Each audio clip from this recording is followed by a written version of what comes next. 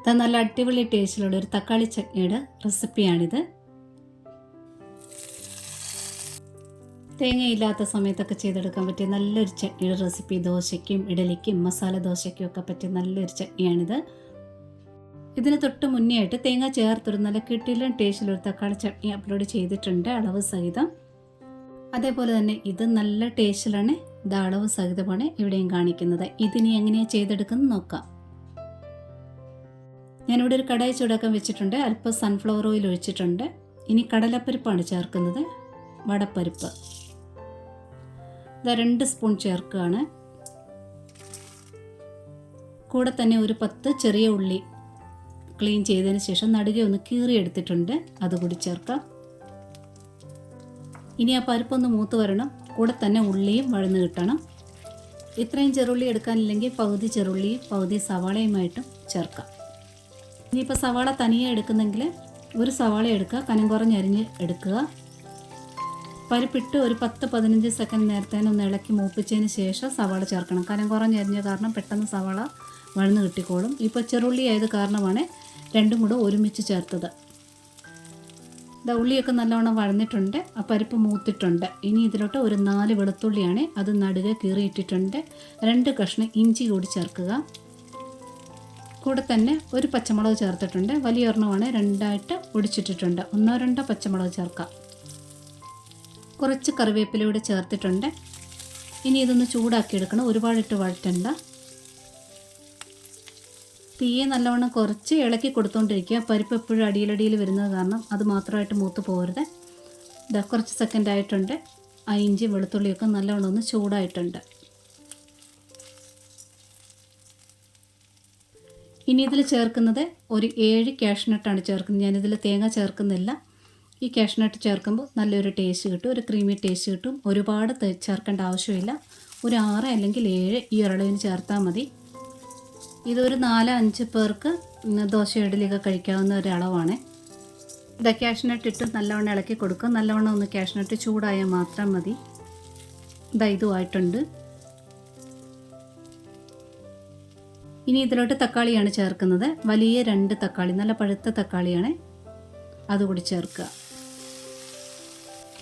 കൂടെ തന്നെ കുറച്ച് ഉപ്പ് കൂടി ചേർക്കുക. ഇനി മുളക് പൊടി ചേർക്കുക. ഈ ഒരളവിന് ചേർത്തിട്ടുണ്ട്. ഞാനിവിടെ എരിവ് കുറച്ച് മതി എന്നുള്ളത് കൊണ്ട് കാശ്മീരി മുളക് പൊടിയാണ് ചേർത്തത്. എരിവ് അല്പം കൂടുതലായിട്ട് വേണമെന്നുള്ളവർക്ക് പകുതി കാശ്മീരിയും പകുതി എരിവുള്ളതുമായിട്ട് ഈ ഒരളവിൽ ചേർക്കാം. ഇത് തക്കാളി ഒന്ന് വഴന്ന് വരണം, ഒരുപാടൊന്നും കുഴയേണ്ട ആവശ്യമില്ല. ആ പച്ച ടേസ്റ്റ് ഒന്ന് മാറിക്കിട്ടണം. ഉപ്പ് ചേർത്തത് കാരണം പെട്ടെന്ന് വഴന്ന് കിട്ടിക്കോളും. ഇനി ഇളക്കിക്കൊണ്ട് ഇങ്ങനെ വഴറ്റിയെടുക്കേണ്ട ആവശ്യമില്ല. നല്ലോണം ഉപ്പ് ചേർത്ത് ഇളക്കിയെടുത്തതിന് ശേഷം ഇതുപോലെ ഒന്ന് ചേർത്ത് വെച്ചതിന് ശേഷം മൂടി വെച്ചാൽ മതി. തീ നല്ലവണ്ണം കുറച്ച് വെച്ച് മൂടി വയ്ക്കുക. ഏകദേശം ഒരു 2 മിനിറ്റിനുള്ളിൽ റെഡിയാവും. തീയെ നല്ലവണ്ണം കുറച്ച് വയ്ക്കുക. 1 മിനിറ്റിന് ശേഷം ഒന്ന് ഇടയ്ക്കൊന്ന് തുറന്ന് ഒന്ന് ഇളക്കി കൊടുക്കണം. തക്കാളി വളരെ കനം കുറച്ച് അരിവാണെന്നുണ്ടെങ്കിൽ 1 മിനിറ്റിൻ്റെ കാര്യമേ ഉള്ളൂ, പെട്ടെന്ന് ഇത് വഴന്ന് കിട്ടിക്കോളും. തക്കാളിയൊക്കെ നല്ലവണ്ണം വഴന്ന് വന്നിട്ടുണ്ട്. ആ മുളക് പൊടിയുടെ പച്ച ടേസ്റ്റ് ഈ സമയം കൊണ്ട് മാറി വന്നിട്ടുണ്ട്. അതേപോലെ തന്നെ തക്കാളിയുടെ നനവ് കാരണം ആ കടലപ്പരിപ്പും കാഷ്നട്ടും ഒക്കെ നല്ല കുതിർന്നിരിക്കുവാണ്, പെട്ടെന്ന് അരഞ്ഞു കിട്ടുകയും ചെയ്യും. ഇങ്ങനെ കട്ടി പോലെയൊന്നും ഇരിക്കത്തില്ല. മല്ലിയില ഇഷ്ടമുള്ളവരാണെങ്കിൽ അരിഞ്ഞ മല്ലിയില ഈ ചൂടോടുകൂടി ചേർത്തിളക്കി വെക്കുക. അതായത് ഗ്യാസ് ഓഫ് ചെയ്തിട്ട് ഒന്ന് നിരത്തി വെക്കുകയാണ്. അല്പം ഒന്ന് ആറട്ടെ, ആറിയതിന് ശേഷം അരച്ചെടുക്കാം. ചൂടൽപ്പം മാറിയിട്ടുണ്ട്. ഇനി ഇതൊന്ന് അരച്ചെടുക്കാം. ഇതാദ്യമേ അരച്ചെടുക്കുമ്പോൾ വെള്ളം ഒട്ടും ചേർക്കാതെ വേണം അരച്ചെടുക്കാനായിട്ട്. ഒന്ന് തരുതരിപ്പായിട്ടൊന്ന് അരച്ചെടുത്തുകൊണ്ട് വരാം. ഇതുപോലെ തക്കാളി ചട്നിയൊക്കെ അരയ്ക്കുന്ന സമയത്ത് ആദ്യമേ വെള്ളം ചേർക്കാതെ ഒന്ന് അരച്ചെടുത്തിട്ട് വേണം വെള്ളം ചേർക്കാനായിട്ട്. ഈ ഒരളവിൽ അരിഞ്ഞു കിട്ടിയിട്ടുണ്ട്. ഇനി ഇതിൽ വെള്ളം ചേർക്കണം. ഇനി ഒരല്പം വെള്ളം കൂടി ചേർത്തിട്ട് നമ്മുടെ പാകത്തിനുള്ള അളവിൽ അരച്ചെടുക്കുക. രാവിലെ അരച്ച് വെക്കുന്ന ചട്നി വൈകുന്നേരത്തിന് യൂസ് ചെയ്യണമെങ്കിൽ തിളപ്പിച്ച് ആറിച്ച വെള്ളം ഒഴിച്ച് വേണം അരയ്ക്കാനായിട്ട്. ചട്നി അരച്ച ഉടനെ തന്നെ കഴിച്ച് തീർക്കാനാണെന്നുണ്ടെങ്കിൽ സാധാരണ വെള്ളം ഒഴിച്ചാലും മതി. ഈ ഒരു പാകത്തിന് അരച്ചെടുക്കുക. ചട്നി കട്ടിക്ക് വേണമെങ്കിൽ ഈ ഒരു അളവിലെടുക്കുക. ഞാൻ കുറച്ച് വെള്ളം കൂടി ചേർക്കാൻ പോവുകയാണ്.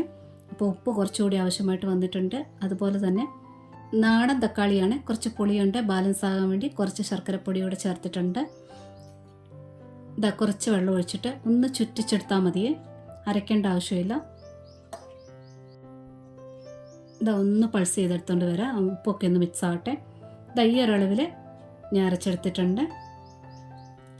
ഇനി ഈ ചട്നി അടുപ്പ് വെച്ച് ചൂടാക്കേണ്ട ആവശ്യമില്ല, ഇതിലോട്ട് താളിച്ചൊഴിക്കുകയാണ് ചെയ്യാറുള്ളത്.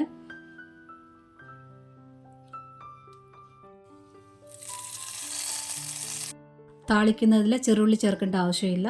കടുകും വറ്റൽമുളകും കറിവേപ്പിലയും ചേർക്കുക. ഗ്യാസ് ഓഫ് ചെയ്തതിന് ശേഷം ഒരൽപ്പം കാശ്മീരി മുളക് പൊടിയുടെ എണ്ണയിൽ ചേർത്തിളക്കിയാൽ മാത്രം മതി. വളരെ കനം കുറഞ്ഞ ദോശ ഉണ്ടാക്കിയിട്ട് ദോശയുടെ മുകളിൽ ചട്നി ഇങ്ങനെ തേച്ചെടുക്കത്തില്ലേ, അങ്ങനെ എടുക്കണമെന്നുണ്ടെങ്കിൽ കുറച്ചുകൂടി വെള്ളം കുറവായിട്ട് അരച്ചെടുക്കുക, കട്ടിക്ക് അരച്ചെടുക്കുക. തക്കാളി ചട്നി തന്നെ പല രീതിയിലായിട്ട് ചെയ്തെടുക്കാൻ പറ്റും. തേങ്ങ ചേർത്തും ചേർക്കാതെ, പരിപ്പ് ചേർത്തും ചേർക്കാതെ ഒക്കെ തന്നെ ചെയ്തെടുക്കാനായിട്ട് പറ്റും. വ്യത്യസ്തത ആഗ്രഹിക്കുന്നവരൊക്കെ ഇതുപോലെ ഒരു പ്രാവശ്യമെങ്കിലും ഒന്ന് ചെയ്തു നോക്കൂ, തീർച്ചയായിട്ടും ഇഷ്ടപ്പെടും. പിന്നെ ഈ റെസിപ്പി ഇഷ്ടപ്പെട്ടിട്ടുണ്ടെങ്കിൽ ഒന്ന് ലൈക്ക് ചെയ്ത് സപ്പോർട്ട് ചെയ്യാൻ മറന്നുപോലെ. സബ്സ്ക്രൈബ് ചെയ്യാതെ കാണുന്നവരുണ്ടെങ്കിൽ ഒന്ന് സബ്സ്ക്രൈബ് കൂടെ ഒന്ന് ചെയ്തേക്കണേ. നോട്ടിഫിക്കേഷൻ ബെൽ ബട്ടണിൽ ഓൾ ഓപ്ഷനൊന്നും ടിക്കാക്കിയിടാനും മറക്കല്ലേ. ഒരുപാട് സ്നേഹത്തോടെ താങ്ക്സ് ഫോർ വാച്ചിങ്.